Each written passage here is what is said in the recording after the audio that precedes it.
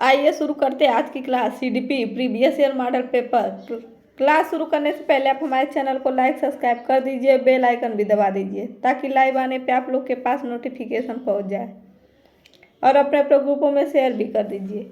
आज की क्लास का पहला प्रश्न, जब बच्चा फेल होता है तो इसका तात्पर्य है कि पहला ऑप्शन, बच्चे अपने उत्तरों को सही तरीके से याद नहीं किया, ये तो ऑप्शन गलत है।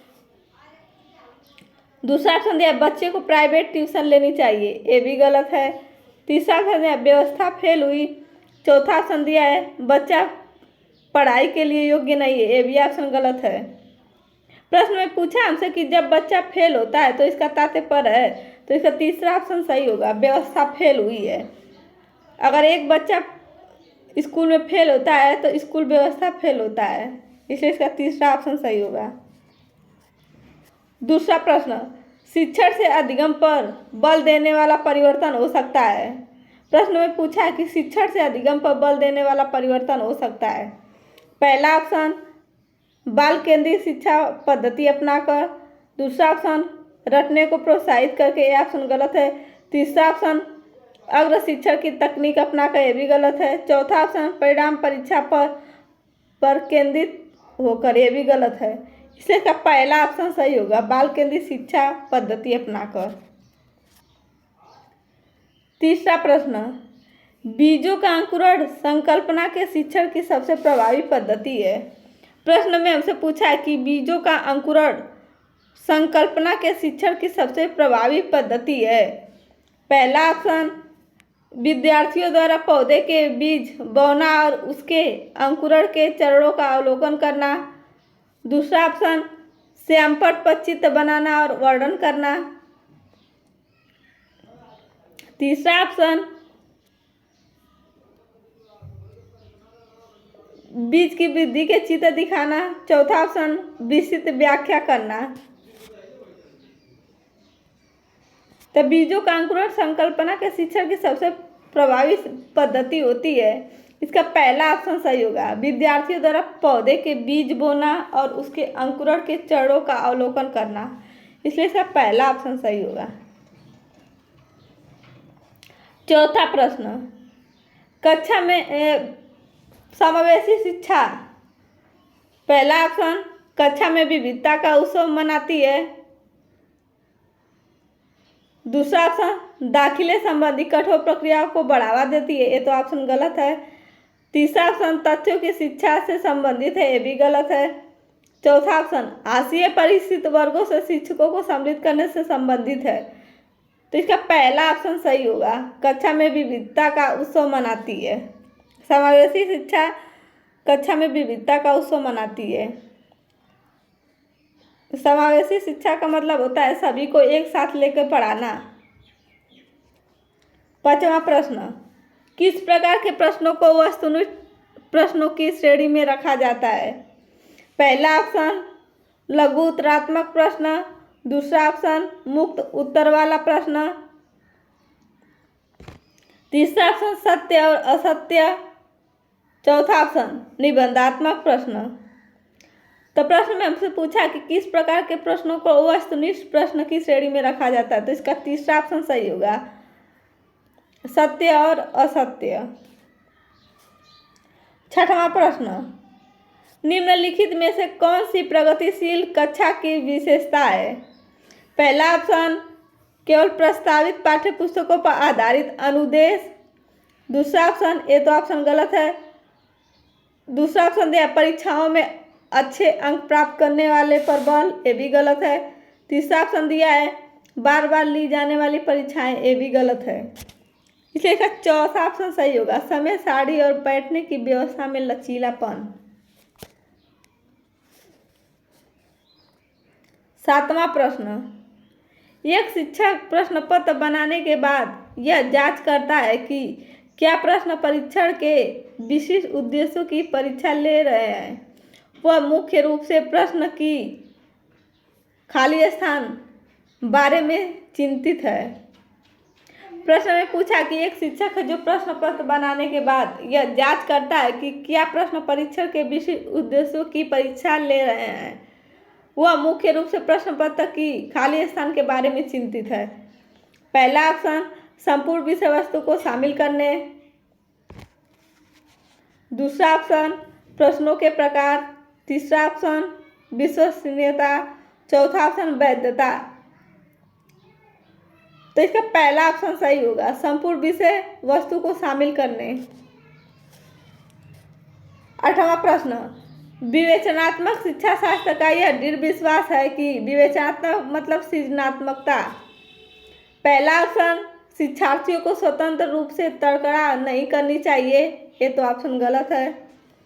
दूसरा ऑप्शन है बच्चे स्कूल से बाहर क्या सीखते हैं, ये अप्रासंगिक है, ये भी गलत है। तीसरा ऑप्शन दिया शिक्षार्थियों के अनुभव प्रत्यक्ष महत्वपूर्ण होते हैं। चौथा ऑप्शन एक शिक्षक को हमेशा कक्षा कक्ष के अनुदेशन का नेतृत्व करना चाहिए, ये भी ऑप्शन गलत है, इसलिए तीसरा ऑप्शन सही होगा, शिक्षार्थियों के अनुभव प्रत्यक्ष महत्वपूर्ण होते हैं। 9वां प्रश्न, विद्यालय आधारित आकलन मुख्य रूप से किस सिद्धांत पर आधारित होता है। प्रश्न में हमसे पूछा है विद्यालय आधारित आकलन मुख्य रूप से किस सिद्धांत पर आधारित होता है। पहला ऑप्शन बाह्य परीक्षकों की अपेक्षा शिक्षक अपने शिक्षार्थियों की क्षमताओं को बेहतर जानते हैं। दूसरा ऑप्शन किसी भी कीमत पर विद्यार्थियों को अच्छे ग्रेड मिलने चाहिए, ये भी गलत है। तीसरा ऑप्शन है विद्यालय बाह्य परीक्षा निकायों की अपेक्षा ज़्यादा सक्षम है, ये भी गलत है। चौथा ऑप्शन आकलन बहुत किफायती होना चाहिए, ये भी गलत है, इसलिए इसका पहला ऑप्शन सही होगा, बाह्य परीक्षकों की अपेक्षा शिक्षक अपने विद्यार्थियों की क्षमताओं को बेहतर जानते हैं। 10वां प्रश्न, शिक्षार्थी व्यक्तिगत भिन्नता प्रदर्शित करते हैं, अतः शिक्षक को, प्रश्न में हमसे पूछा है कि शिक्षार्थी व्यक्तिगत भिन्नता प्रदर्शित करते हैं तो शिक्षक को क्या करना चाहिए। पहला ऑप्शन सीखने के विभिन्न अनुभवों को उपलब्ध कराना चाहिए। दूसरा ऑप्शन कठोर अनुशासन सुनिश्चित करना चाहिए, ये भी गलत है। तीसरा ऑप्शन दिया परीक्षाओं की संख्या बढ़ा देनी चाहिए, ये भी गलत है। चौथा ऑप्शन दिया है अधिगम की असमान गति पर बल देना चाहिए, ये भी गलत है, इसलिए का पहला ऑप्शन सही होगा, सीखने के विविध अनुभवों को उपलब्ध कराना चाहिए। 11वां प्रश्न, निम्नलिखित में से कौन सा विकास का सिद्धांत है। पहला ऑप्शन दिया है सभी की विकास दर समान नहीं होती, ये तो गलत है। दूसरा ऑप्शन दिया विकास हमेशा रेखीय होता है। तीसरा दिया यह निरंतर चलने वाली प्रक्रिया नहीं है, ये भी गलत है। चौथा ऑप्शन दिया विकास की सभी प्रक्रियाएं अंतर संबंधित नहीं है, ये भी गलत है, इसलिए इसका दूसरा ऑप्शन सही होगा, विकास हमेशा रेखीय होता है। 12वां प्रश्न, मानव विकास को क्षेत्रफलों में विभाजित किया गया है, जो है पहला ऑप्शन दिया शारीरिक, संज्ञानात्मक, संवेगात्मक और सामाजिक।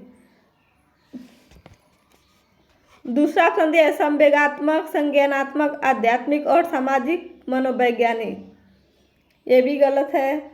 तीसरा ऑप्शन दिया है मनोवैज्ञानिक, संज्ञानात्मक, संवेगात्मक और सामाजिक।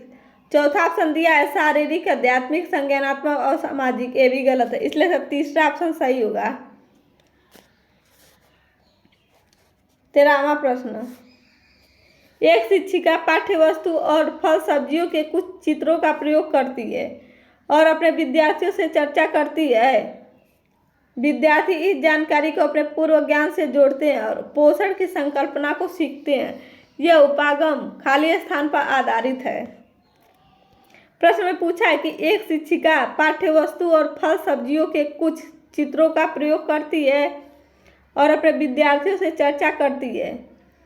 विद्यार्थी इस जानकारी को अपने पूर्व ज्ञान से जोड़ते हैं और पोषण की संकल्पना को सीखते हैं। यह उपागम खाली स्थान पर आधारित है। पहला ऑप्शन अधिगम के शास्त्रीय अनुबंधन, ये तो ऑप्शन गलत है। दूसरा ऑप्शन दिया पुनर्बलन के सिद्धांत, ये भी गलत है।